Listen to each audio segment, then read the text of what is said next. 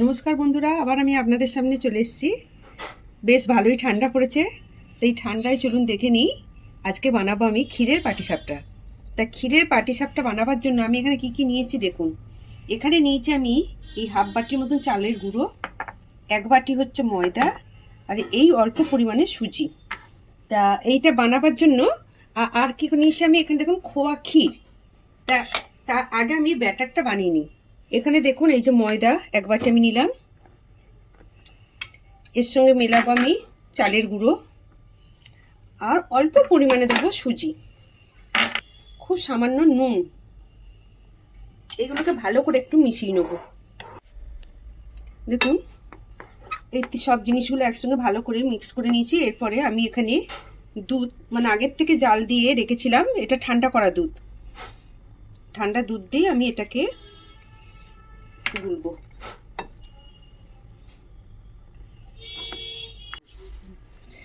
এর সঙ্গে আমি দিয়ে দেবো খুব অল্প পরিমাণে দেখুন খেজুরের গুড়, আর আমি দেবো না। এটাকে ভালো করে মিক্স করে দেখুন গোলাটা এরকম হবে, দেখুন থিকনেসটা এরকম। এই অবস্থায় আমি আধ ঘন্টার জন্য আমি এটাকে চাপা দিয়ে রেখে দেবো।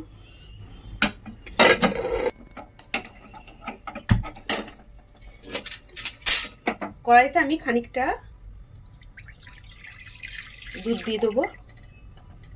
দুধটা গরম হতে হতে আমি যে খোয়া ক্ষীরটা বাজার থেকে কিনে এনেছি, এই খোয়া ক্ষীরটা বাজারে 300 টাকা কেজি।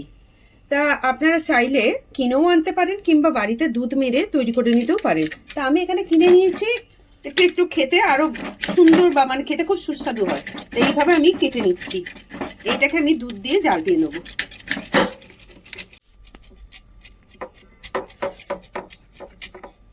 দেখুন এইভাবে পুরো ক্ষীরটাই আমি, খোয়া ক্ষীর এটাকে বলে, খোয়া ক্ষীরটাকে আমি এভাবে গ্রেট করে নিলাম। দেখুন কতটা হয়েছে। আপনারা চাইলে বাড়িতে দুধ মেরেও তৈরি করে নিতে পারেন দুধ জাল দিয়ে, কিন্তু আমি এখানে এটা দেখুন এইটাকে, এবার দুধটা ফুটছিল, ভালোই ফুটে গেছে দেখতে পাচ্ছেন। এর মধ্যে এটাকে আমি আস্তে আস্তে মিশিয়ে দেবো। এইটাকে এবার আস্তে আস্তে করে, আঁচটা কিন্তু আমার দেখুন কমানোই আছে, আঁচটা বেশি জোরে দেবো না, আস্তে আস্তে করে আমি এটা দুধটাকে নাড়তে থাকবো। দেখুন এটা নাড়াচাড়া করতে করতে এরকম পজিশনে এসে গেছে।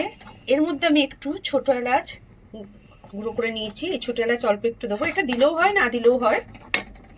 এর সঙ্গে আমি এবার এটা যেটা মেশাবো, স্বাদ অনুযায়ী খেজুরের গুড় দিচ্ছি। আপনারা চাইলে চিনি দিয়েও করতে পারেন।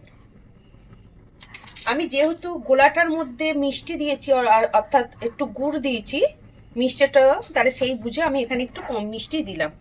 এবার আপনারা আপনাদের স্বাদ অনুযায়ী অর্থাৎ বুঝে মিষ্টিটা দেবেন। গুঁড়ো দুধ, এই দুধটা দিলে পরে আরও খুব ভালো স্বাদে, মানে সুস্বাদু হয়ে যাবে। ক্ষীরটা একদম পুরো জমে ক্ষীর হয়ে যাবে। এইভাবে একটু নাড়িয়ে নেবো। অলরেডি আমার হয়ে গেছে জিনিসটা, এটাকে এবার একটু ঠান্ডা করতে দেবো। দেখুন গ্যাসটাকে আমি এবার বন্ধ করে দিচ্ছি, এটাকে একটু এবার ঠান্ডা করতে দেবো।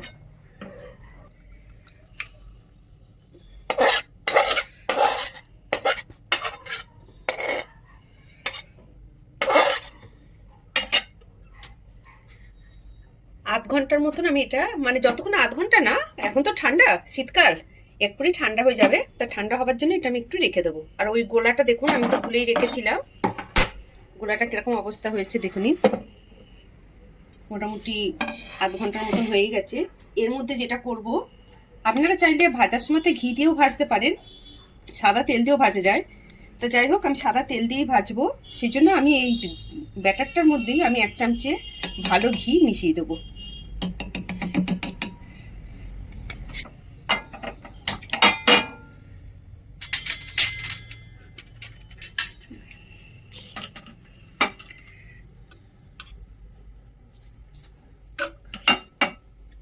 দেখুন এটা মোটামুটি ঠান্ডা হয়ে গেছে। পুরটা যতটা বেশি ঠান্ডা হবে তত খুব ভালো হবে। আমি এতে অল্প করে তেল নিয়ে নেবো, খুব সামান্য তেল।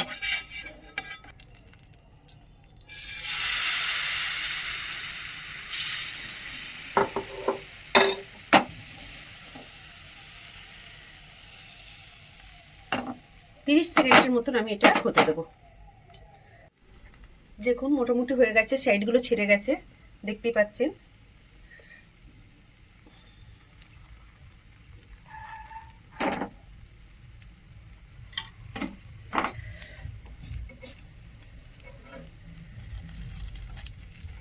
দেখুন পুরো দেখেছেন, পুরো ছেড়ে গেছে জিনিসটা।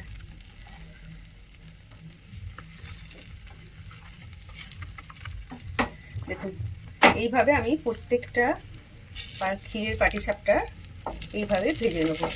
আপনারাও একবার বাড়িতে ট্রাই করে দেখতে পারেন এইভাবে। যদি ভালো লাগে অবশ্যই একটা লাইক, শেয়ার আর সাবস্ক্রাইব করতে ভুলবেন না।